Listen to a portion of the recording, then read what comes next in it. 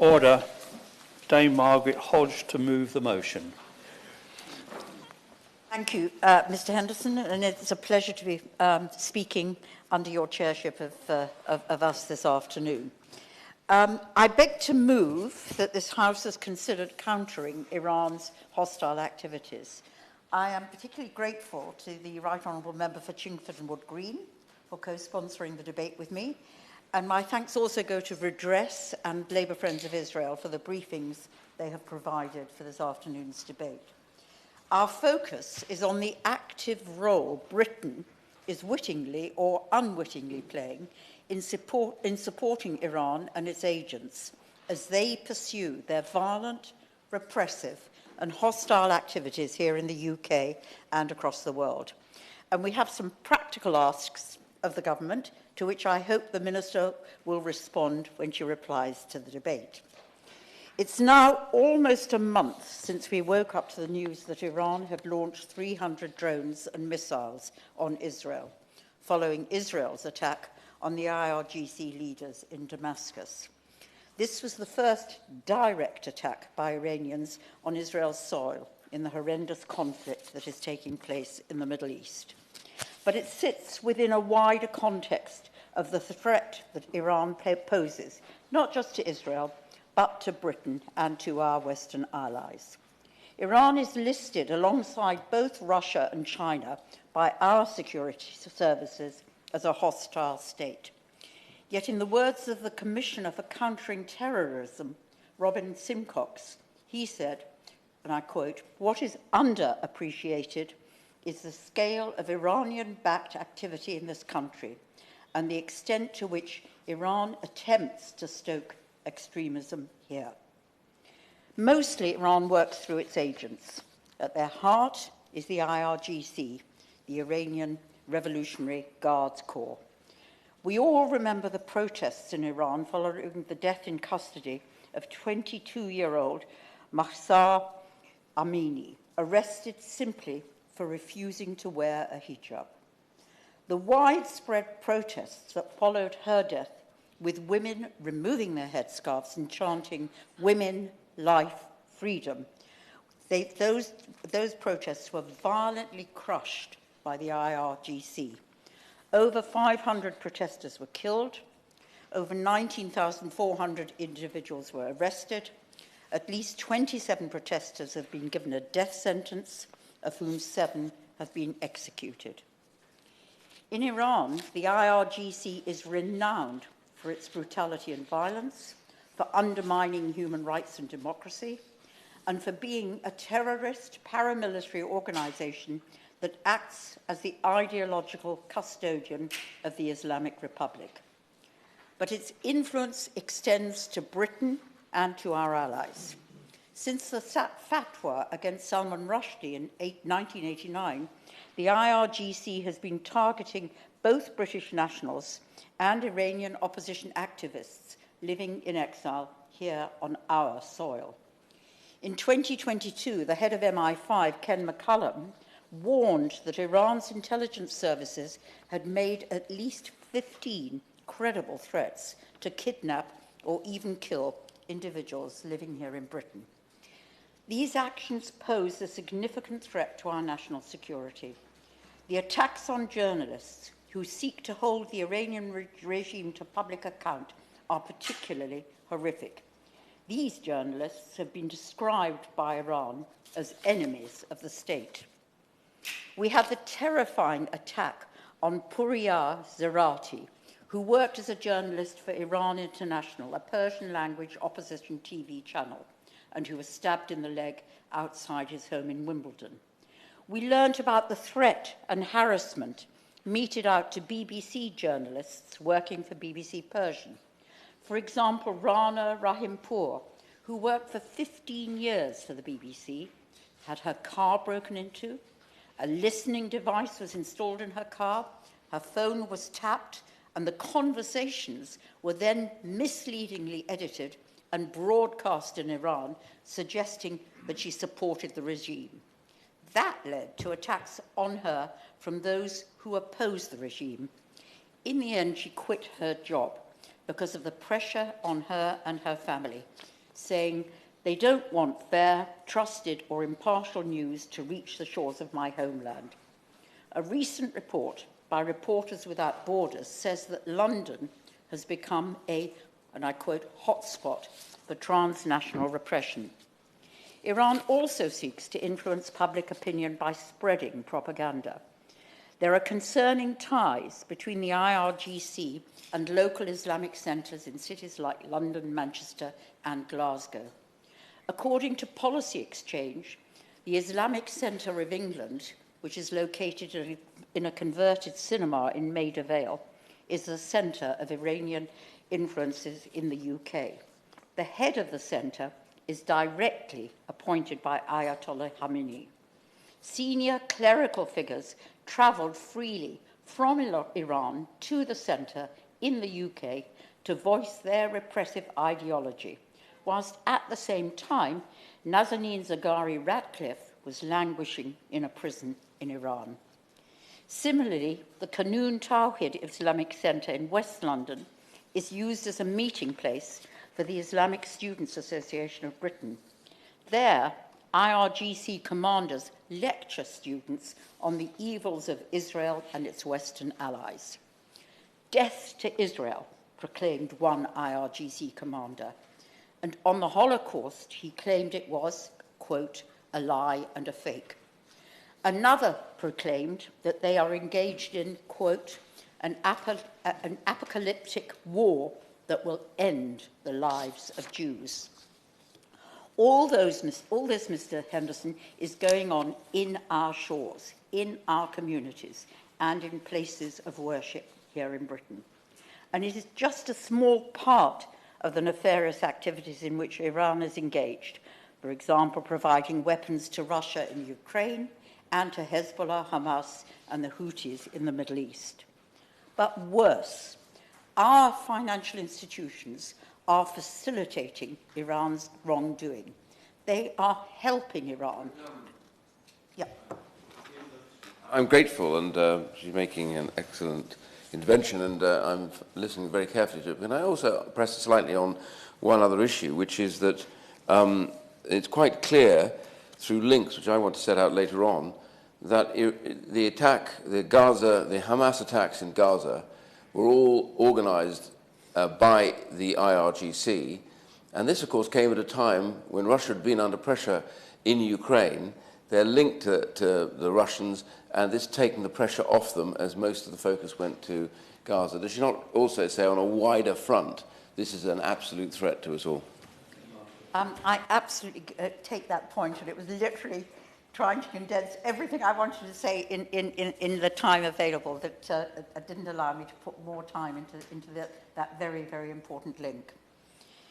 So our financial institutions are helping Iran and its agents pursue their evil objectives. Two banks, Bank Sadat and Melli Bank, sanctioned by the USA for supporting the IRGC and other military-related activities, have active subsidiaries in London. They operate out of the heart of London in Lothbury and Kensington High Street, funneling funds from Iran to the state-controlled agencies in the UK. In February of this year, the Financial Times revealed that two of the UK's largest banks, Santander and Lloyds, had provided accounts for firms connected to Iran's state-controlled petrochemical commercial company. US officials believe that this company has funneled hundreds of millions of dollars to the IRGC, and that it has worked with Russian intelligence agencies to raise money for the Iranian proxy militia. Money in the hand of rogue states and terrorists is a deadly weapon, Mr. Henderson. There is a real risk of the UK becoming a safe haven for Iranian perpetrators of human rights violations and international crimes. These bad actors must not be permitted to seek shelter, threaten UK citizens and residents, nor accumulate funds or other resources to support their actions. Our response so far does not, I'm afraid, match the scale of the threat we face. We are working with our allies to counter Iran's hostile activities, but the government must do more, both at home, to target the IRGC and their enablers. There are three key levers that I would urge the Minister to consider. First, I would call on the government to act firmly and prescribe the IRGC as a terrorist group. Action against what is clearly a hostile state-sponsored threat is long overdue. Secondly, the government must ramp up its efforts to impose sanctions on the members of the IRGC. I recognise that significant strides have been made in sanctioning the IRGC as an entity and several of its commanders.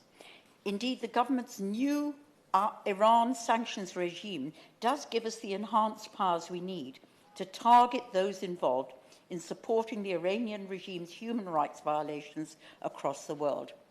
This includes those who finance or are associated with Iran's hostile activities, as well as any entities involved in the production and export of Iranian weapons.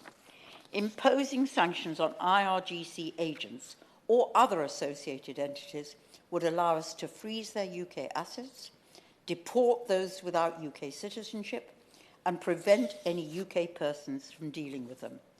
We must, Mr. Henderson, make full use of these powers and target a far broader range of agents, including networks of individuals and companies associated with the IRGC.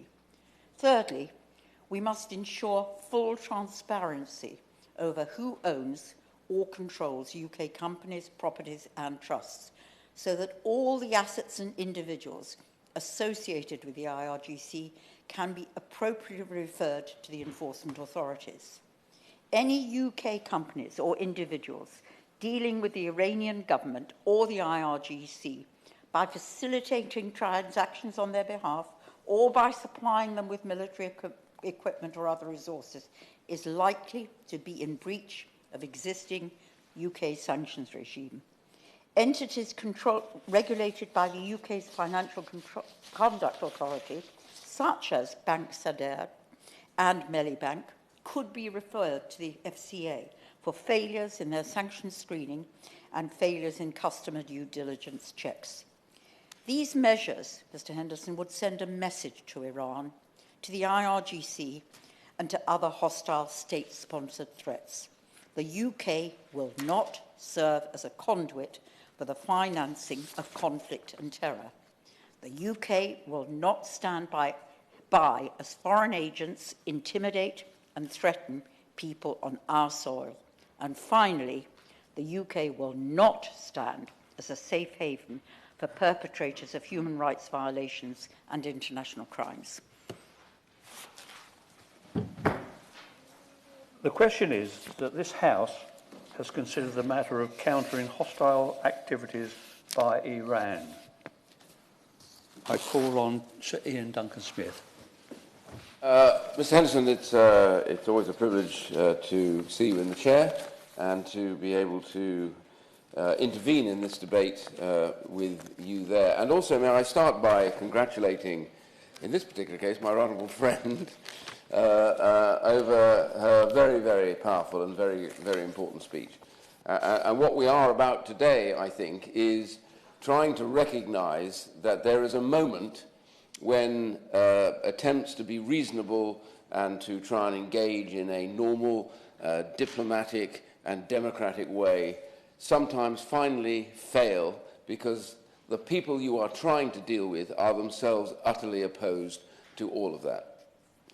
So this debate today really should take into consideration all that has happened and all that has gone before. The point I want to make very quickly before I get into the issue around their work, the IRGC's work here in the UK, is first of all to recognise, as the Honourable Lady said earlier on, that Iran's whole internal, appalling internal behaviour to their own citizens in recent years, with those campaigners simply on the appalling murder that took place over the wearing of a headscarf, a hijab, which has been literally pushed on people against their will and them not wanting to. It's subsequently become a sort of democracy campaign where thousands, as she said, had been arrested, Many have been tortured, and we know that a very significant number have been executed for that simple display of what we would consider in a normal society to be the expression of their rights, their human rights to change events. So I reference that as a backstop because we're dealing with a regime that brooks absolutely no dissent, no discussion with anybody in Iran except for those that are part of their brutal administration. And that physical sight of those people being arrested and rounded up and never to be heard of again. And this, by the way, under the cover of all that's going on in Gaza at the moment, has accelerated an internal process of repression and execution, torture has accelerated.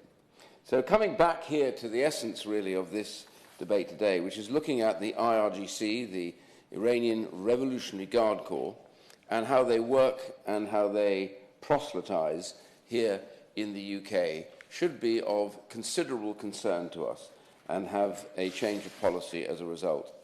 So beyond immediate threats to UK residents and their family members in Iran, recent media reports show that Iran is using UK-based institutions to spread propaganda and assert its influence. And we've already touched on this in the speech, but it bears, in a way, emphasizing. In November 2023, The Times reported that the supporters of the Iranian regime attended pro-Palestinian marches in London, handing out leaflets citing Ayatollah Khomeini's, that's the supreme leader's, calls for the eradication of Israel. They have never been other than utterly clear that they see Israel and Jews legitimate targets because they consider them to be appalling, and therefore they want to rid the world of them. And he's been very clear about it. Everybody else has been very clear about it. His support of Hezbollah and Hamas, Hezbollah's leader, in response to Iran, has also clarified the chant, which is from the river to the sea. I've had some people say, well, it just means freeing oppressed peoples. It's not that. It actually means clearing Israel, the Jews, out of Palestine completely. So that message is, in their minds, absolute. And so when people chant that, they need to recognize that that is essentially what they are saying. But that is all to do with the propaganda that the IRGC are using here in the UK. And there are concerns over links between the Islamic Centre, as was touched on earlier on, of England, in London, Manchester and Glasgow, and Iran's IRGC and the Office of the Supreme Leader. As the Honourable Lady pointed out, head is appointed by the Ayatollah himself, Khamenei, and therefore it's always going to be somebody who is completely on side with the IRGC and with the authorities in Iran. All the other entities exist within the Islamic Centre's network, reportedly including the Islamic Students Association, Britain, based in Hammersmith, which is owned by Al Tawhid Charitable Trust. In August 23, it was reported that the Student Association held online meetings where commanders of the IRGC had addressed students. And we've had videos of these, some of them on the BBC, where they have been clearly lecturing, using the language the Honourable Lady said, which is about death to Jews, the eradication of Israel, and whipping up these meetings to almost become more extreme than they might even have been without these interventions. This should be a matter of real concern to Her Majesty's government, to my colleagues in government. They should be concerned that this is going on at a time when it's the whole political atmosphere with regards to the Middle East is so fraught, and that what we see is them trying to pitch people in a singular direction, which is a violent one at that. And the BBC report in 2024 into the Student Association, named by former other IRGC commander Ezatollah Zagami, who was sanctioned, by the way, in the UK, and it's having been advertised as speaking to the student group. And it was interesting, the BBC concluded that the Student Association, along with the Kanun Tawhid Centre, had been used as platforms by IRGC agents in the UK to promote extremist anti-Semitic propaganda and incite violence against dissidents of the regime. I want to come on to the links with the city, which the Honourable Lady touched on, but I do want to say something very important, why there is a very distinct difference between sanctioning, which the government always says they sanction individuals, and literally prescribing, which means that anything that anybody here in the UK involves themselves with that organisation, they will be committing a criminal offence. So sanctioning, as far as it goes, is all well and good. But there are many people who operate who never get spotted and who don't get sanctioned. And the whole point of prescribing is to catch all of those who are busy fomenting violence and anti-Semitic tropes. So rather than taking forceful action against the Islamic Republic and its associates, my concern, therefore, is that the UK, the government, seems to be content at present to allow those responsible for providing financial support for the activities of Iranian entities to operate too freely in the UK. We've already been cracking down on a number of banks and a number of individuals as a result of the brutal Russian invasion of Ukraine. There's more to be done there, by the way, as well, I think we could do. We should have learned a lesson by now that we were far too open in this regard, but certainly we still remain too open when it comes to Iran. We've long known that the bank, Sararat and Malia Bank, Iranian commercial banks subject to US sanctions for supporting Iran's IRGC and other military-related Iranian entities have active subsidiaries, as was mentioned earlier on, in London. In October 2023, it was reported that both banks maintained links to Hamas and the IRGC Quds force. They're operating here in London. I cannot stress that enough. In plain view, in open sight, we have Iranian banks providing money for those who wish nothing but harm to Jews here in the UK, to any representatives of Israel, and to the UK state itself and all of those here in Parliament that believe in human rights and the rule of law. This is what is getting financed. And it's also interesting that elsewhere the Iranian state-owned National Iranian Oil Company, which was sanctioned there in the US, is an affiliate to the IRGC, and it was just building opposite us here. Failures have also been reported by the UK financial services sector to enforce UK financial sanctions on Iran. Of course not. According to a February 2024 report by the Financial Times, Lloyds Bank and Santander UK participated in a sanctions evasion scheme backed by Tehran's intelligence services. That is absolutely astonishing. I mean, the banks are accused of having provided accounts to a British front companies secretly owned by sanctioned Iranian petrochemical companies based near Buckingham Palace, which the US has made clear they believe has raised hundreds of millions of dollars for the IRGC Quds force and working with Russian intelligence agencies to raise money for Iranian proxy militias. The UK, together with its partners, must consider all forms of pressure, including targeted financial sanctions to challenge Iran's hostile activities in the UK and abroad. If no such action is taken, then I am sorry to say that the UK government not only risks undermining the reputation of the City of London, but also signalling to Iranian communities worldwide that the government prioritises economic interests over their safety and security. Now, I don't happen to believe that is a principle running through this government. But I have to say, when it comes to Iran, you just have to read what is happening to reach that conclusion. So I would hope that my right honourable friend, when she gets up, will explain to us how swiftly we're going to bring that to an end and change any sense that the UK government cares more about the money than it does about the lives. So Iran is a key ally of Putin in Russia. I have to say that I have long believed, and I made a speech in Washington about this quite recently, that we are watching as a new axis of totalitarian states is growing right in front of us. China is at the heart of it, with North Korea, Russia, of course, and right in the middle of it is Iran. And you can see the coordinated activity of these. And Iran, as I said earlier on, in the intervention, in the coordinated attack by Hamas to engender the response that they did and to create the fact that America now, the US's focus is hugely in that area, not in Ukraine as it was before, has led to a cooling off for Russia and a period when they can now go on the offensive, and Ukraine it's looking very difficult for them. So all of this, you can see, has helped the Axis.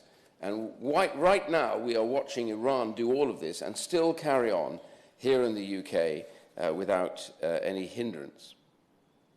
So economically, Iran is the most robust sanctions evasion network, cultivated constantly over decades, and of particular interest to Iran's ability to export petrochemicals through its dark tanker fleet and various shell organizations. That is hugely helpful to, of course, Russia, and provides the wherewithal to Russia to buy many of the weapons that it needs. The total value of exports between Russia and Iran increased from 1.4 billion in 2020 to staggering over 3 billion in 21. And over the summer of 22, Tehran and Moscow held talks over using Iran as a backdoor for Russian oil. A 2022 cache of transaction data reviewed by Politico between Iranian clearinghouses and foreign registered front companies controlled by the regime suggests quite clearly that the volume of sanctions evading transactions handled by the network is at least in the tens of billions of dollars annually. Tens of billions of dollars. This is where it is going. It is going to the whole concept of war in Ukraine. It's going to the fomenting of appalling terrorist groups in the Middle East and to the long reach of Iran through countries like Syria and beyond. So militarily, Iran also provides the key support for Russia. And we've known all of this. It's their diverse drone and loitering munition fleet has become integral to Russian strategy. Russia uses Iranian loitering munitions to bombard Ukrainian infrastructure and civilians. It's also sent technical advisors, likely again from the IRGC force, to train Russian operators in Crimea. Iran has also provided Russia with 300,000 artillery shells and 1 million ammunition rounds between November 2022 and 2023. We can draw breath for a second because it isn't over. The reality is that the scale of it so far, it just gets a lot worse. Iran will soon expand to support Russia's war in Ukraine to an even greater extent, we now know. Having already transferred drones to Russia, Iran is likely soon to begin transfers of advanced ballistic missiles to the Kremlin. In October, under the Joint Comprehensive Plan of Action, JCPOA, sanctions on Iran's ballistic missile exports will lapse, making such transfers legal under international law. Again, I ask my right honourable friend to deal with this one when she rises to speak. Iranian nuclear advancement and military assistance to Russia increases the odds that President Putin, with the right incentives, will seek advantage in assisting Iran with nuclear breakout, transferring advanced military technology and supporting Iranian intelligence activity in Europe and the UK. We know what Iran is planning to do. We know that Iran is planning to have nuclear weapons.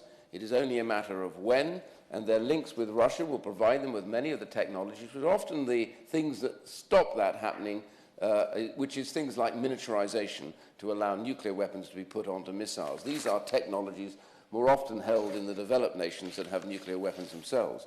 These sort of things are open to them now, and they can use them, and we believe that is very much the case. And as a long-standing ally of China, and I talked about this axis, Iranian-Chinese trade has skyrocketed since the Ukrainian war, as China takes advantage of illicit Iranian and transshipped Russian oil. Rebadged, it's going to China. They can't buy enough of it. China has also expanded its economic footprint in Iran and its strategic footprint in East Africa. China, interestingly, imported 89% of Iranian oil in February 2024. Iran ships oil to China using dark fleet tankers and receives payments through the small Chinese banks. The dark fleet tankers operate without transponders to avoid detection. Once oil shipments reach China, they are rebranded as Malaysian or Middle Eastern oil and bought by small independent refineries in China. Indeed. Mr. Chairman, just this week in the press, I noticed a story and it was suggesting that some of that dark oil that the right honourable member refers to is being shipped in boats and ships that are not safe. They're leaking their engines, etc. It probably tells myself and others, Mr. Chairman, that particular type of movement of oil at this time could be dangerous, not just to the finance that is generated, but also because of the safety aspect to the environmentally to the rest of the world. Indeed, I agree with the right honourable gentleman about that, but I have to tell him that this is going on all the time, and all these points that he's making are quite correct, but the reality is the oil is still going there, it's getting there, and I don't see any action being taken place by the Western powers at all in a way to stop it. Fearful, perhaps, of upsetting China, which seems to be another issue altogether, which I won't get sidetracked into, as this is not the debate about that, but it is certainly a key element in why we seem not to do a huge amount to make sure that these things stop. And it's also worth pointing out in 2022, Iran bought 2.12 billion worth of machinery from China, as well as 1.43 billion worth of electronics. So this tight exchange between these totalitarian states is being cemented and expanded as we speak. And we also know that across the Middle East, China's involvement with many of those countries, many of them totalitarian themselves, is actually growing in influence all the way through the region.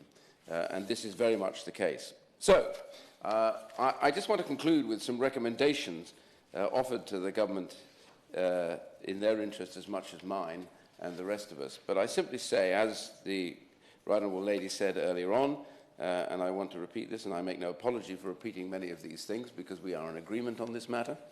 The first one is, of course, prescribe the IRGC as a terrorist organisation, making it a criminal offence for any UK citizen to deal with them. And during the Prime Minister's campaign to be leader, he stated back in August 22 that the IRGC's prescription must, and I quote this, now be on the table. And in December 2022, he vowed unequivocally that he and the Home Secretary would utilise, quotes, the full range of tools at our disposal to protect UK citizens from the threat of the IRGC. Hear, hear. Referencing the important actions of his predecessors who prescribed Hamas and Hezbollah, indicating that the IRGC prescription would be the very next step. Well, if it is to be the next step, we have been hovering on one leg for some considerable time. It's not a great place to be, it's physically difficult, and it also looks rather ridiculous. So I say to my right honourable friend, use the breadth of the sanctions regimes to target the wide range of actors involved in human rights violations and other hostile activities committed by the Iranian regime, the Islamic Revolutionary Guard Corps, and their agents in the UK and internationally. As I said earlier on, prescribing is different from sanctioning. It gets the whole organisation to be, and any activity with them, to be a criminal offence here in the UK. And that is why it has to be done, because to mop up these smaller actors that are running around the place, proselytising this foul idea and ideology, is really important, and we need to put them beyond any further involvement with the UK. Encourage the prompt and effective investigation of any individuals or entities involved in human rights violations where there is a link in the UK, and highlight the legal pathways available to target those persons and confiscate any assets illegally obtained. And finally, increase resources for the UK's enforcement agencies, allowing them to build capacity for investigating and prosecuting entities involved in the commission of international human rights violations, as well as violations of UK sanctions against Iran and the link between the two. When my right honourable friend gets up, I do hope she isn't going to use a few things that I've heard from various Foreign Office officials and the occasional minister. Number one, the reason why we won't prescribe them is because it's important for us to be able to pick up the telephone and speak to the foreign minister in Iran because, well, that's important. And I agree it's important for dialogue, but the dialogue with the deaf changes nothing, and so that is not dialogue. The second bit, which I often hear, is that the United States needs a back channel to get to Iran, and therefore what we offer is a back channel. Honestly, if anyone thinks that if America really wants to get in touch with Iran, it needs the UK to be a back channel, then something's gone fundamentally wrong with America completely. We need to deal with policy that affects us and act for our citizens, and not worry about the Americans wanting to have that back channel. So please, let's not hear any more about back channels. And I simply say to my honourable friend, who I have a huge amount of respect for, she knows that, as a sanctionee by China alongside myself and others, I simply say it is genuinely time for the UK to give a lead on this, because many other countries, I think, in Europe would follow us. And I have been in contact with many of those. She will know how that has been the case. And many of them said our governments would move the moment the UK moved. There are some countries that have already prescribed. but the big countries, the countries like the UK that really can have capacity for this, they will move with us, I'm convinced, together. And that will have a huge effect on Iran, and shockwaves would run right the way back to China over this as well. It is long overdue that the proxy actor that sits in the Middle East with the support of the other totalitarian regimes like Russia and China, it's time we call time on their behavior, their activities, and their foul funding of the most awful terrorist organizations that we've ever seen that absolutely devastate their own economies. Imagine how much of the money that has been given to Hamas by various entities, including Iran, could have benefited those people needing hospital treatment, roads, proper sewage in Gaza by now, had it not been used for weapons and for tunnel building and for attacks on others. That is what we need to stop, and prescription is exactly how we have to do it. Chairman Hodgson. Thank you very much, Mr Henderson. It's a pleasure to serve under your chairmanship today. And I want to start by congratulating the honourable members for Barking and Chingford and Woodford Green for securing this very important debate today, and who both gave very powerful opening speeches. Very often, when the case is made regarding why the IRGC must be proscribed, we focus on the havoc that the group have caused and wreaked across the Middle East, in Gaza, Lebanon, Yemen, Syria and elsewhere. And this is particularly understandable in light of the events of the last few months, as Gaza, Israel and southern Lebanon have become the scene of death and destruction, and in large part due to Iran and its proxies. But the case for prescribing the RIJC as a terror group is made plain by its support for terror groups across the Middle East. However, it also poses a growing threat to us here in the UK, as we've heard in the opening speeches, a threat that transforms prescription into an urgent policy need to undermine terrorist and extremist activity here in our own country. In recent years, the Iranian regime has increasingly exploited the free and open society that we all seek to defend here in the UK in order to pursue its own ends. Matt Jukes, the head of counter-terror policing, has made clear that no less than 15 Iranian plots to kill or kidnap people on British soil have been uncovered just in the past 2 years.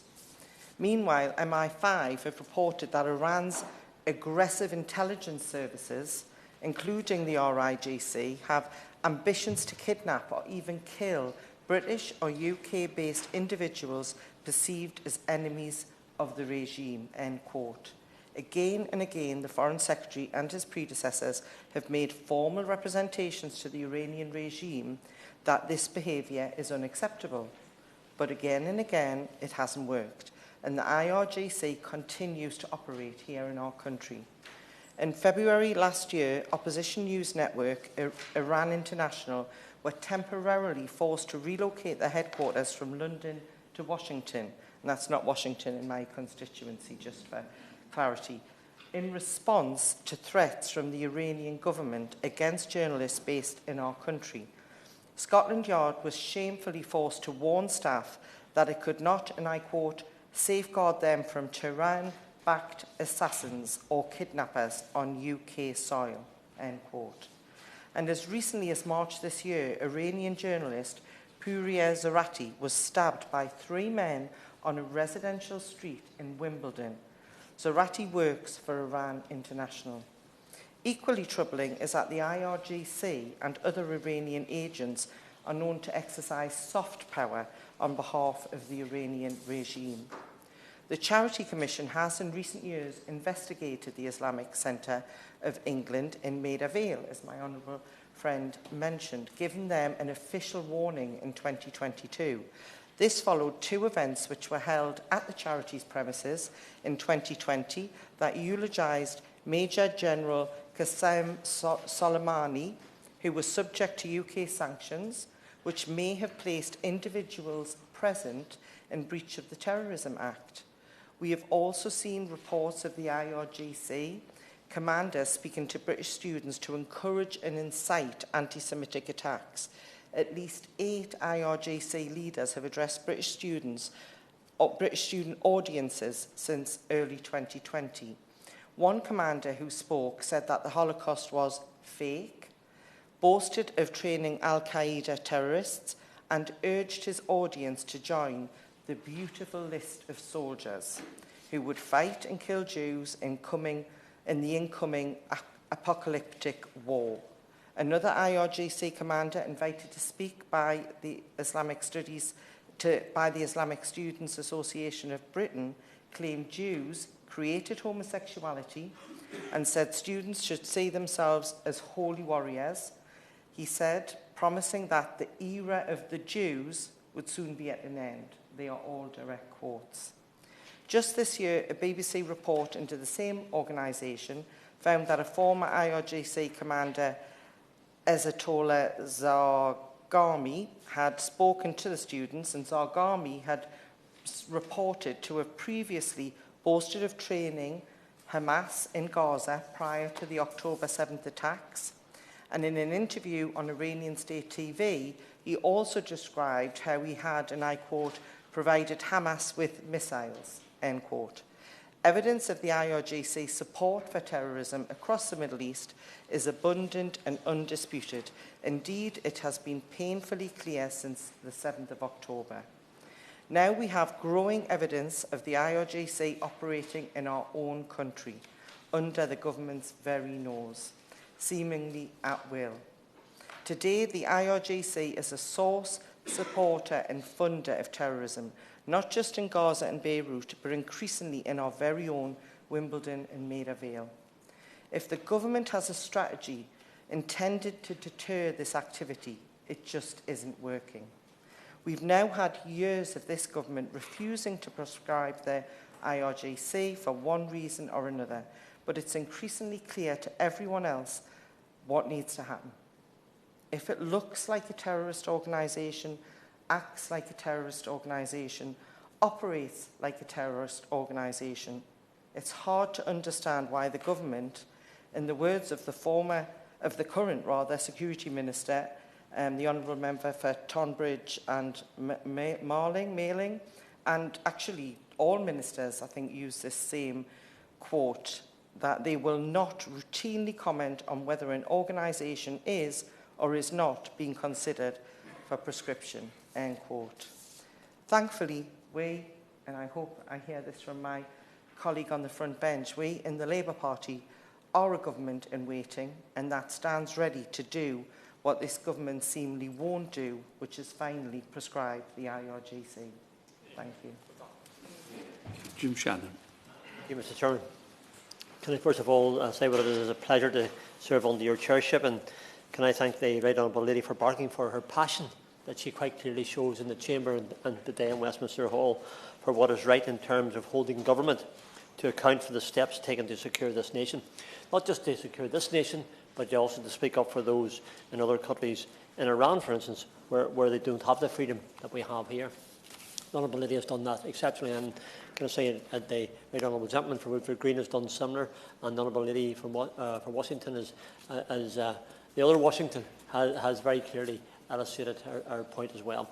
I look very much forward to the contributions by the shadow ministers and also by the ministers. I know the minister always encapsulates. I'd love the minister to be able to, if she had the authority, of course, to today prescribe the IRGC. I mean, that's the ultimate question, ultimate demand that we're all seeking here. They are an evil, wicked organisation, truly focused upon one thing, and that's bringing havoc across the world and to murder and mayhem. And they're instrumental, as the Honourable Member for Woodford Green referred to, for many terrorist organisations across this world. So it is really something that has to be done. In the 13th of April, just past there, 2024, Iran launched more than some 330 drones and missiles against Israel. And what it said was a retaliation for attack on, they said it was a consulate. I was in Israel the week after Easter. We had some talks with the IDF. That building in Syria was not a consulate. That was a terrorist organisation base where they planned attacks across the whole of the Middle East. So what Israel did was destroy a terrorist building and those in it, and they were right to do so. Because by taking out those terrorist organisations like the IRGC, then you ultimately stop attacks upon innocent people. The Israeli Defence Forces say that 99% were intercepted and that the minimal damage was inflicted. That's in relation to the drone attack. One Israeli civilian was severely injured by falling debris. Let us not allow the fact that the Iron Dome and Israeli defences were successful in preventing greater loss of life. The message from Iran is clear. Their intentions, their evil intention, is to destroy, maim and kill. It's not simply backing terrorist Hamas. It is involved, and as such our response to them should and must be clear. I also want to put on record, Mr Chairman, my thanks to our own Royal Air Force and our own forces for the world-class RAF provided in reacting to the attack. But this in tandem with a strongly worded UN memo cannot and must not be the extent of the actions taken by government to address this unacceptable act amongst many by Iran. Fortunately, the NATO forces, the United States of America as well, and Israeli dome protection scheme seem to take away most of the drone attacks and missiles attacks that there was. But I read with great interest an article that the member for Barking produced in terms of the banking institution. Right Honourable Lady has set that scene so well today, and others have referred to it, and others will refer to it. But whenever we have the banking regimes which quite clearly seem to be above the law, are working outside of the law quite blatantly, then the Right Honourable Lady is right to set that scene. And sanctions, which is something I believe is a formation of our current failure to do all we can to sanction Iran for their continued and blatant disregard for their international obligations. This is a country that doesn't care about anything, doesn't care how many people it kills, doesn't care what mayhem it does. And really, there is a day coming, I believe, whenever the international West will have to consider Iran's position. The Mali Bank has been cited in American sanctions for allegedly supporting the activities of the Islamic Revolutionary Guard Corps, while Bank Sadarat has been targeted by Washington over claims that it has provided financial services for Iran's nuclear and ballistic missile programs. Both banks were also found liable by the US federal court in 2021 for a Hamas terrorist attack in Israel in 2015 that left 2 people dead. These aren't just banks. These are centres of terrorism operated by Hamas, by Iran, by others whose intentions are pure evil. A judge had ruled that the finance houses have been used by the Quds Force, an offshoot of the IRGC, created to liaise with and fund Tehran's proxy militias to pass funds to terror groups, so they can move that money around the world wherever it needs to be. And yet these banks continue to trade unopposed within the borders of this country.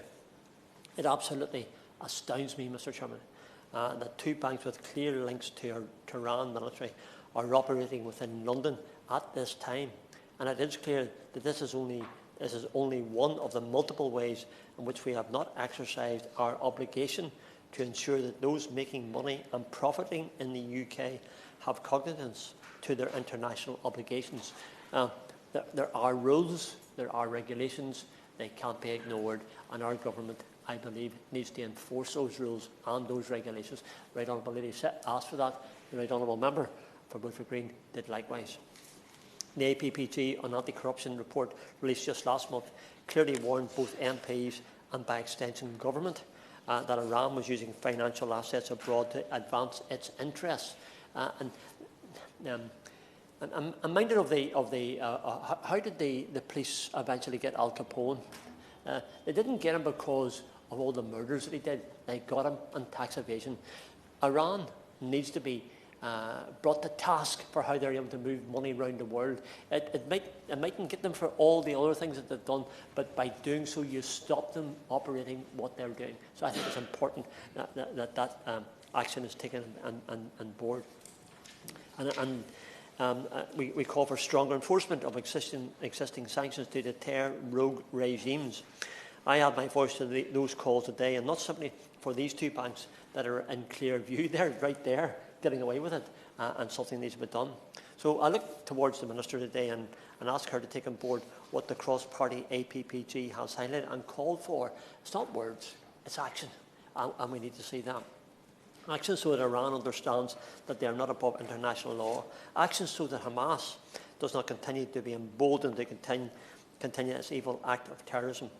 Actions so that the world understands that the UN and NATO are not simply note takers, but instead they are action takers. I want to, just for a few minutes if I can, Mr. Chairman, focus upon, I'm chair of the APPG for freedom of religious belief.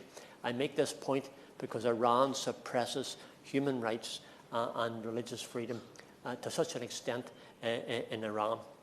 So I speak up for those with Christian faith, those with other faith, and those with no faith. Christians in Iran, there's some 1.2 million of them, are suppressed. The human rights are suppressed. Their religious worship is suppressed. There's restrictions with threats of arrest, beatings, murder. Mass arrests are taking place even as we probably sit here discussing this matter here at this moment. And overall, the situation is risky. I'm a Christian, Mr. Chairman. I believe in a great God who is overall, and it continues to grow as church. But we in this world also have a role physically to do. So I call upon my minister, my government, to take this matter on board and ensure that human rights and religious freedom are two of the things that are protected and spoken up about. I know the Honourable Lady will do that. She always does. But I will not be found wanting in relation to that. The Baha'is, I speak for them often because they're the most gentle people you'll ever meet in all my life. And I'm greatly encouraged whenever I speak to them because they're just the most lovely people. They're intentionally and severely deprived of their fundamental rights. The IRGC and authorities have deliberately arrested and prosecuted and persecuted Baha'i members, prevented education, prevented health opportunities, employment opportunities, ownership of property, and dignified burials, even destroying the burials, the very graveyards that Baha'is are living in. I mean, it's beyond all belief. Some 200 Baha'is have been murdered in the last few years. Thousands more are imprisoned and tortured. I know the Honourable gentleman who speaks for the SNP will shortly, because he and I are on the same page, and I just know that that'll be part of his, without reading the script, that'll be part of what he says as well. Women and girls have had their human rights, their very right to exist, taken from them. They've been denied education, employment, physical attacks, acid attacks upon women just because they're not wearing the clothes that they want them to, just because they're women who want to have equal opportunities. Oh, come on, guys. This is a country that suppresses the very right to live. And for me, I find it incredible. They've been beaten, they've been sexually abused. And this country should not be allowed away with it. The IRGC need to be prescribed. They need to be removed. Iran supports world terrorism, and I know others have referred to it, but I think it's important for the record to put this down. Iran are the country that support the Houthis in Yemen. They support Hezbollah in Lebanon. They support Hamas in Gaza. They've given Russia drones by the thousand to use in their battles against Ukraine.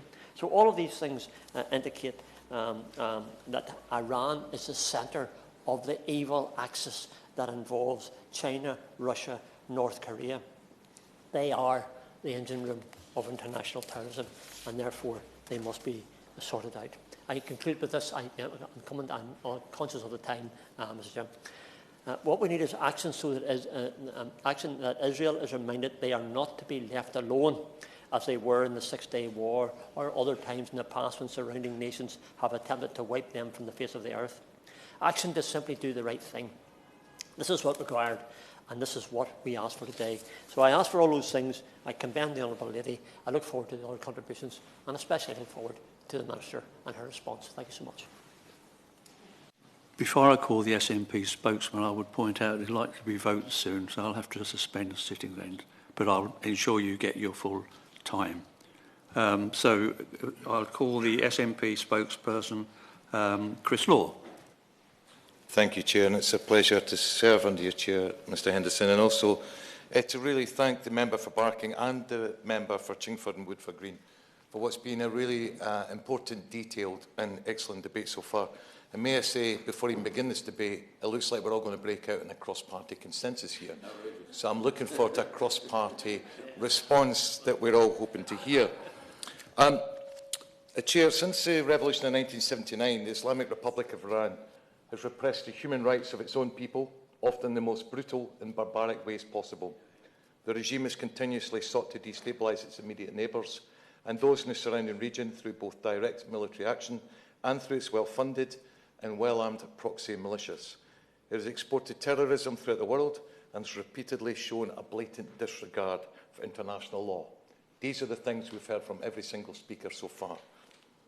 Iranian governments over the past 45 years have made no secret of their desire to spread the revolution and of their hostility to states that they perceive as their enemies, with the USA and Israel singled out in particular and referred to as the Great and Little Satan by the revolution's leader Ayatollah Khomeini. At this critical point in history with enhanced regional and global instability, it is therefore no surprise to see Iran become increasingly involved through its proxies and through its own forces. Chair, in countering Iran's hostilities, the UK has two essential responsibilities. Firstly, it must ensure that the escalating situation in the Middle East is brought to an end. Secondly, it must ensure that Iran does not have the capability to fund, train and equip those who pose a threat to the rules-based order and global security. The sitting is suspended for 15 minutes for a division in the House. I will allow 10 minutes for each subsequent division. Thank you.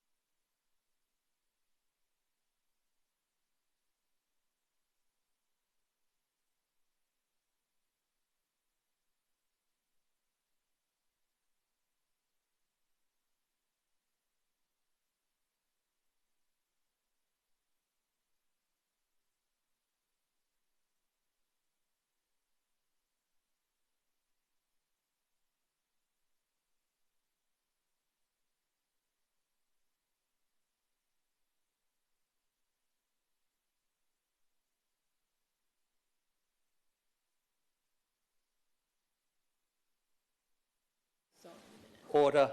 Chris Laws. Thank you, Chair, and thank you for giving us the time to pause so we could all vote. I would like to turn our attention to regional escalation as we speak about Iran. I last spoke in Iran in June last year, but it's undeniable that events in the Middle East since October have changed the context completely, and they simply cannot be ignored or discounted. Since November, Iran-aligned Houthis have launched repeat drone and missile attacks on ships in the crucial shipping channels of the Red Sea, the Bab al-Mandab Strait and the Gulf of Aden, and what they say is a campaign of solidarity with Palestinians and against Israel's assault on Gaza. This has forced shipping firms to reroute cargo to longer, more expensive journeys around southern Africa, and has stoked fears that the Israeli war on Gaza could spread and destabilise the region.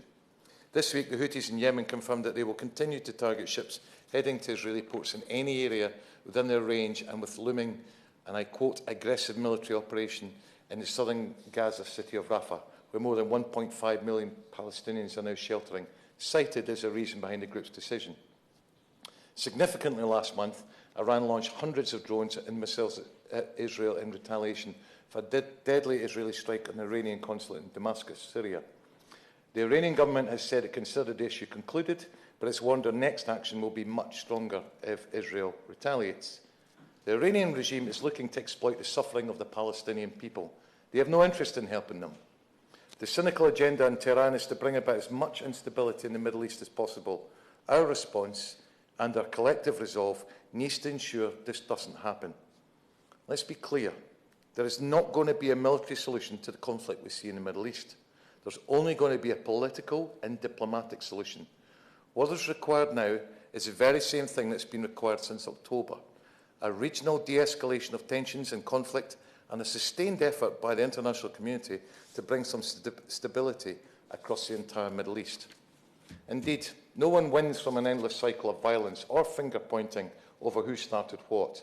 We simply cannot pick and choose a collective condemnation for those responsible for regional escalation of this conflict, be it the bombing of Gaza, missile attacks on Israel, or the targeted killing of diplomats.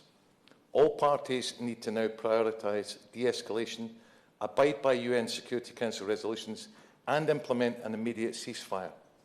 We in the SNP condemn all acts of violence, breaches of international law, and are steadfast in the opinion that there cannot be a military solution to the continuing and generations-deep.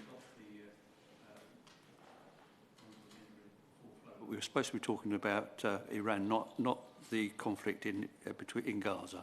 I think the point I'm trying to make here is Iran is directly connected by its support of Hamas. I think not. Okay. Chair, as mentioned, one of the most important elements of Iran's regional and international power projection is its deployment of militias in the region. Over decades, and with only limited effective pushback from regional states or the international community, Tehran has assembled an adaptive layered network of regional militias with discrete organisational structures and leadership, and overlapping interests and ties to Iran's security and religious establishments. Furthermore, Iran's Islamic Revolutionary Guard Corps, the IRGC, is responsible for funding and developing terror cells, as well as plotting and participating in terrorist attacks in the Near East, Asia, Africa, Europe, and South America. They've been responsible for sea piracy, hostage-taking, assassinations, kidnapping, and the downing of a civilian airline in 2020, killing its own citizens, Canadians, Ukrainians, Swedish, Afghan and British citizens, as well as gross violations of human rights and acts that may be regarded as crimes against humanity. The UK Government must take tangible action and prescribe the IRGC as a first step in the countering of their ability to support hostile actors in the region. This has been echoed by everyone speaking here today. This prescription would be a first step in the countering of Iran's ability to act in a hostile manner in the region. It would be a tangible step by the UK Government to stand up for these values of freedom and democracy. The UK Government has stated that Iran was involved in plans to kill journalists on British soil, and this week the Foreign Secretary stated that, and I quote, "The Iranian regime and the criminal gangs who operate on its behalf pose an unacceptable threat to the UK's security." And in January 2023, a Foreign Office Minister said Britain was actively considering prescribing the IRGC as a terrorist organisation, but had not reached a final decision. Yet here we are, nearly a year and a half on, no further action has been taken. So will the Minister update us today on a decision-making process on prescription of the IRGC as a terrorist organisation.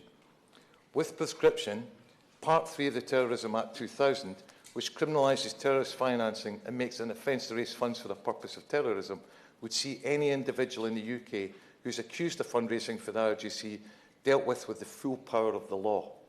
The UK government needs to commit to this and to the continuation of sanctions against Iran. Chair, since May 2019, Iran has continued to violate the terms of the Joint Comprehensive Plan of Action Agreement. This followed the US's withdrawal from the agreement by President Trump in 2018.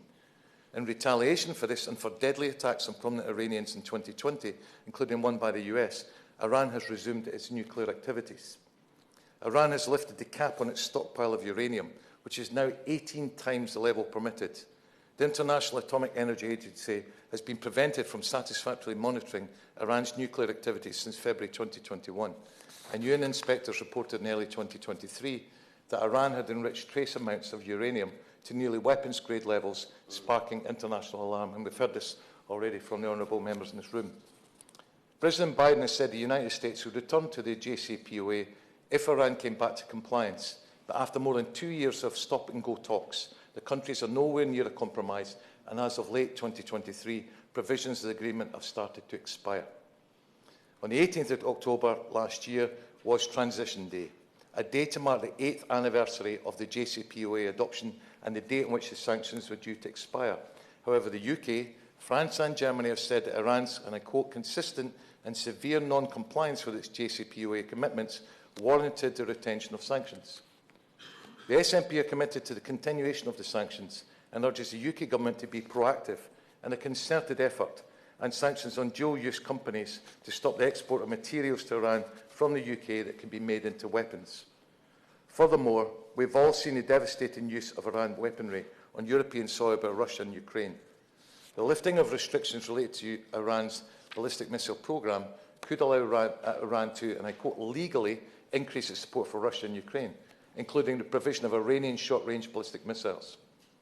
The UK government should continue to urge Iran not to sell weapons to Russia to be used in the war in Ukraine.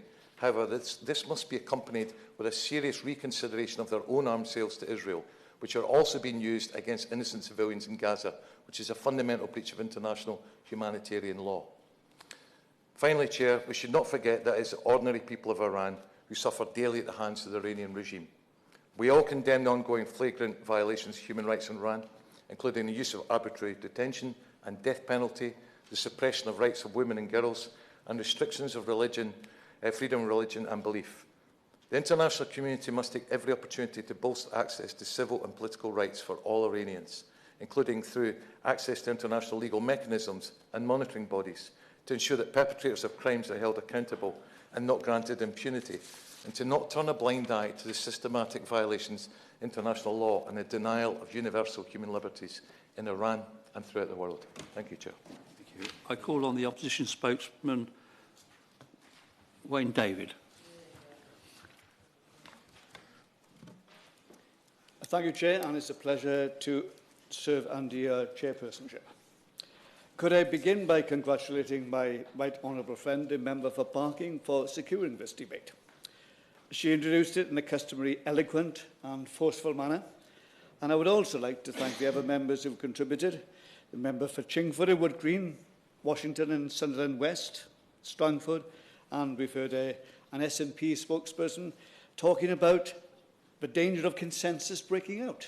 And I think there is consensus breaking out, and I think that is something which is very, very positive, because the starting point for all of us is surely the realisation that the Iranian regime is a brutal and repressive regime. I'm sure that we all remember the death of 22-year-old Mashi Amani in September 2022. She died in police custody after having been arrested for not complying with strict Islamic dress code. Following her death, there were widespread protests across Iran for a number of months.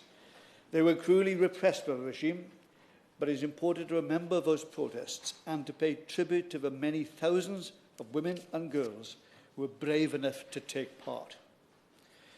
Those protests, as I say, were subject to appalling brutality, It has been estimated that at least 20,000 people were detained by the authorities, including many children. More than 500 people were killed, and many more seriously injured. And the repression did not come to an end with the end of the protests. A large number of people have been arrested and jailed for supporting those protests. Appallingly, we heard only last month that an Iranian rapper, Tojmash Salih, has been sentenced to death following his first arrest in October 2022. According to Amnesty International, 853 people were executed in 2023 alone, which is an increase of 48% compared with 2022. And a member for Strangford has very accurately pointed out the degree of repression extends deep into society, and there's cause for concern for the lack of any kind of real religious freedom. Christians and Baha'is are subject to persecution, and indeed other faiths as well. As we've heard this afternoon, if the Iranian regime is regressive at home in Iran, it is guilty of aggression abroad. In fact, Iran is among the world's foremost state sponsors of terrorism. Iran, through its so-called proxies, is guilty of helping to initiate violence across much of the Middle East. Iran has supplied huge support to Hamas in Gaza. It has supplied and supported Hezbollah in Lebanon and is still doing so. In Iraq, including in Kurdistan and in Syria, Iran-sponsored militants have attacked US bases. And of course, last month, Iran launched an attack on Israel. The attack, according to the BBC, included 170 drones and 30 cruise missiles and at least 110 ballistic missiles. Thankfully, we are told 99% of the incoming barrage was intercepted either outside Israeli airspace or over the country itself. There was a successful cooperation between a number of states, and I am pleased that British armed forces were able to play their part in reducing the risk to life. The threat continues, however, and there's a need, I would suggest, for a more detailed strategy from the United Kingdom and her allies to deal with Iran, especially as Iran is very close to developing nuclear weapons. As we all know, the Houthis, who again are closely linked to the Iranian regime, have conducted missile and drone attacks on international shipping in the Red Sea. Further afield, the Iranian regime has developed close links with Russia and has supplied a large number of drones that are being used in Ukraine, and cooperation is developing apace, as the Right Honourable Member for Chingford and Woodfield Green has pointed out in this debate. So there's absolutely no doubt about the Iranian regime's malign influence across the Middle East and indeed across the world. We're also aware that Iranian activity in this country is increasing and is a cause of great concern. The member for Barking pointed out that the head of MI5 previously referred to potential threats by Iran to kidnapping or the death of British or UK-based people. In 2015, the police discovered an Iranian-linked bomb factory in London, and since the beginning of 2022, Iranians have been responsible for at least 15 potential threats to British or UK-based individuals. And again, the member for Chingford and Wood Green gave a number of other examples of how there's malign, malicious Iranian activity which is hitting at British citizens in this country, especially in our capital city. Now, a couple of weeks ago, the British group of the Interparliamentary Union organised an important event. It was chaired by the BBC Scrutiny correspondent, Frank Gardner, and a number of contributors highlighted how the Iranian authorities have been systematically targeting BBC News Persian staff and their families in Iran.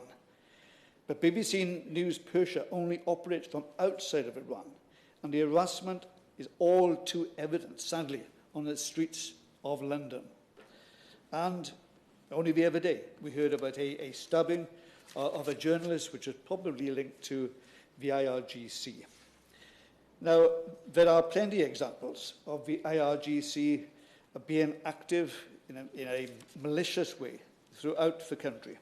And as a member for Barking and a number of other members have stated, it is all so important that we are aware of this, and particularly the member for Barking should be praised for highlighting the influence of the IRGC and the Iranian forces generally, and the Iranian influence in the City of London.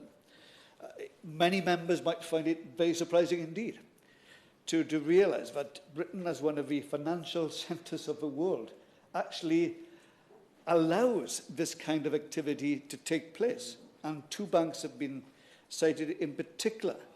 And I would very much like to have the government's response to this, because I believe that the government should set out a clear plan of action as far as this is concerned, and also the Financial Conduct Authority should be really encouraged to fulfil what I consider to be their duties in ensuring that these banks' activities are certainly scrutinised and then curtailed with regard to their influence and involvement with Iran. So important as that is regarding the institutions, I also think that there's a need to take further action against a number of individuals who are well known. Moreover, the question is, what do we do about the IRGC? Now, I am of the view that legislation should be introduced so that the IRGC is prescribed. The legislation which we have in place was drawn up some 20 years ago to address terrorist threats such as Al-Qaeda. And that legislation, if we are serious about addressing the problem of the IRGC, needs to be revised. The IRGC is a state-sponsored organisation and requires a new legislative base. That is needed if we are to take action. Our bottom line must be about keeping this country safe, which is why we, on this side of the House, have proposed new security legislation to deal effectively with the cooperation of organisations to bring about the prescription of the IRGC. And the government has previously, I'm sorry to say, resisted the representations we have made. I think that's unfortunate, because I believe, such as in this debate, there's a high degree of consensus in the House about the kind of action which is required. At one time, I'll be honest, I was sympathetic to the arguments being put forward by the Foreign Office. There was indeed a strong argument in favour of ensuring that channels of dialogue were kept open, and certainly that was at one time the Americans' point of view.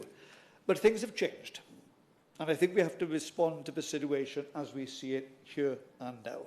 And that's why I think it's very important that the government does respond positively to our overtures. We are more than happy to work together to ensure that we come forward with something which commands the consensus of this House. And I believe the starting point has to be that we need to prescribe the IRGC, and we need to work together to ensure that we find the best way to do that. Thank you. Minister Nasrat Ghani. Thank you, Mr Henderson. It's a pleasure to serve under your chairmanship. I'm very grateful to the Right Honourable Member for Barking for securing this important debate, and also for the co-sponsor, the member for Chingford and Woodford Green. They both know that I respect them hugely, and as was mentioned by other members contributing today, there's very little that we disagree on. I'm grateful for the members for Washington and Sunderland West, Dundee West and Strangford for their very thoughtful and accurate descriptions of Iran's regime, of its violence at home and its malign influence overseas. I'm going to respond to the best that I can. If I miss any points, obviously, I'll respond in writing, but I want to show how we are working to deter and respond to the threats alongside our international partners, and of course, we will never be complacent. As the member for Barking mentioned, Iran's attack against Israel on the 13th of April was just outrageous. It was dangerous, unacceptable, and the latest example of Iran's destabilising activity in the region. Almost all the missiles were intercepted, saving lives in Israel and the region, thanks to a coordinated international efforts, including the UK. Yet we should be clear. This was a reckless escalation by Iran, and had this attack been successful, it is hard to overstate just how serious the fallout for regional stability might have been. The Prime Minister and the Foreign Secretary both condemned the attack in the strongest terms. The Foreign Secretary also communicated directly to his Iranian counterpart that this destabilising activity must stop. In the aftermath of this attack, we imposed sanctions targeting key parts of Iran's military, as well as individuals and companies in Iran's drone and missile industries. And we have announced plans to introduce further bans on the export of components to Iran that could be used in drone and missile production. Many contributions have talked about the regional instability fueled by Iran, and Iran has fueling regional escalation through its military, financial and political support to its proxies and partners, including Hamas, Hezbollah and militia groups in Iraq and Syria. We are clear that Iran must cease this support and use its influence to prevent further attacks. That includes in the Red Sea, where Iran has provided intelligence and weapons that have enabled the Houthis to target vessels. The UK is committed to working with the international community to support regional security, addressing weapons proliferation to non-state actors, safeguarding maritime security and maintaining our permanent defence presence in the region. Many contributions have talked about the link between Iran, Russia and China, all reflected on in the integrated review. So we know that Iran's hostile activities stretch far beyond the Middle East. And as a Minister for Europe, a lot of my time is spent on working on Russia and, of course, defending Ukraine. Iran is now one of Russia's top military backers, and this has prolonged armed conflict in Ukraine, adding to the suffering of the Ukrainian people. In response, we have made 24 sanctions designations in respect of Iran's drone supply to Russia. That is in addition to our wider efforts on the Iranian missile and drone programme. At the UN Security Council, we have held both sides to account for the unacceptable collaboration, including sharing evidence with other members. And on the question of ballistic missile transfers that was raised by the member for Chingford-Woodford Green, let me be clear, this would be a significant escalation and a turning point in Iran's relations with Europe. And that is something we have told Iran directly. Should Iran proceed with providing ballistic missiles or related technology, the UK is prepared to respond swiftly and in coordination with G7 allies. Discussion has been around Iran's nuclear capability. Iran's continued escalation of its nuclear activities is threatening international security as well. It was highlighted perfectly earlier on, and undermining global systems of non-proliferation. There is no credible civilian justification for the current state of its nuclear programme. It goes far beyond the limits set out in the JCPOA nuclear deal, and we have made it clear to Iran directly that it must de-escalate. In October 23, the UK and EU maintained nuclear sanctions on Iran that were due to lift under the JCPOA. This was a direct and calibrated response to Iran's non-compliance, and we are committed to using all diplomatic options to prevent Iran from developing a nuclear weapon, including triggering UN snapback if necessary. There's been a very thoughtful and accurate reflection on Iran's threats in the UK. Since January 22, we have identified at least 15 threats backed by Iran towards the lives of individuals based in the UK. The FCDO is working closely with the Home Office and law enforcement partners to actively disrupt, deter and respond to such threats. The Foreign Secretary has made it clear to his Iranian counterpart that these threats are unacceptable and must stop. He summoned Iran's most senior diplomat in the UK in December in response to ITV News report detailing plots to kill employees of Iran International. In late 23, we introduced a new Iran sanctions regime.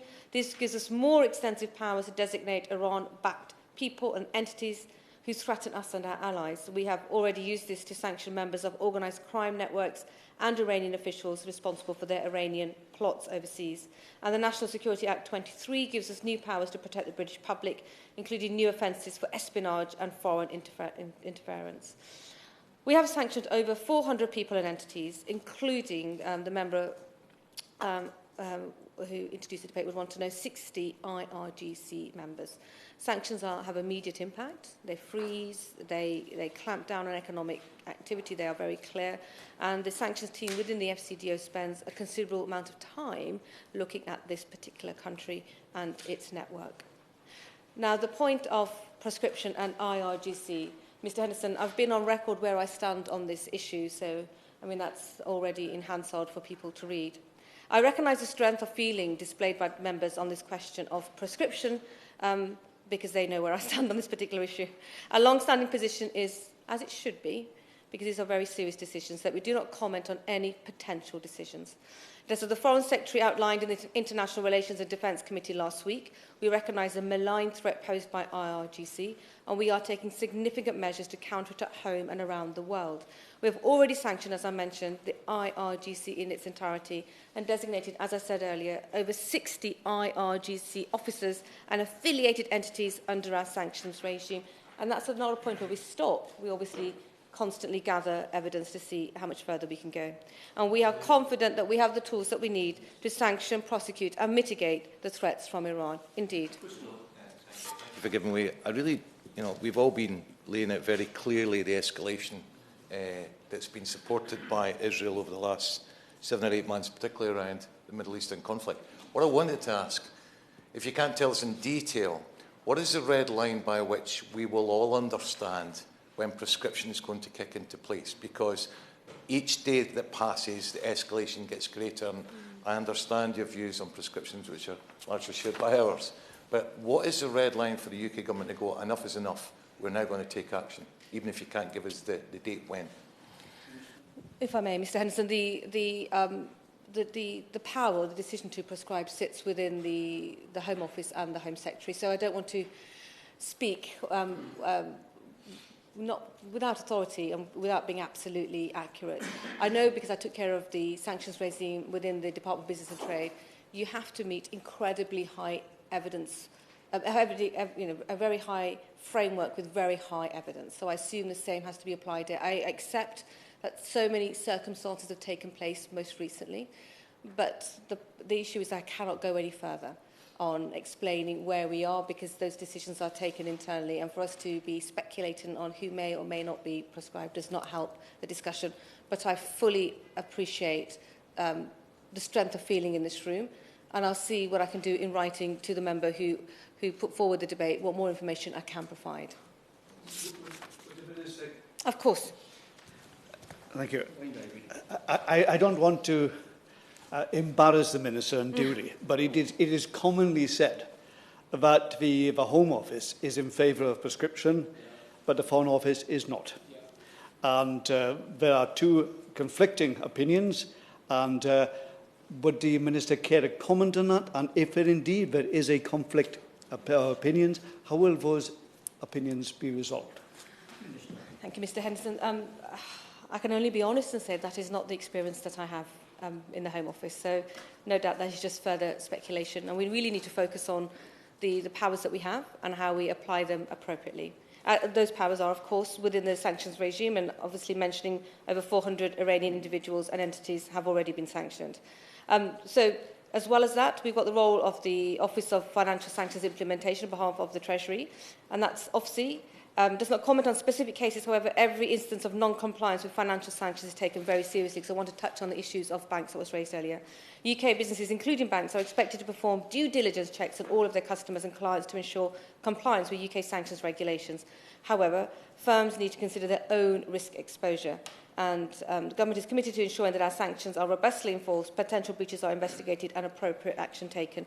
I was surprised to hear from both, but actually two contributions talking about the Financial Times, and particular referencing Santander and Lloyds Bank. It is absolutely appropriate to then reference the UK Financial Conduct Authority and making sure that any of those concerns are raised with them to see if they need to explore any further.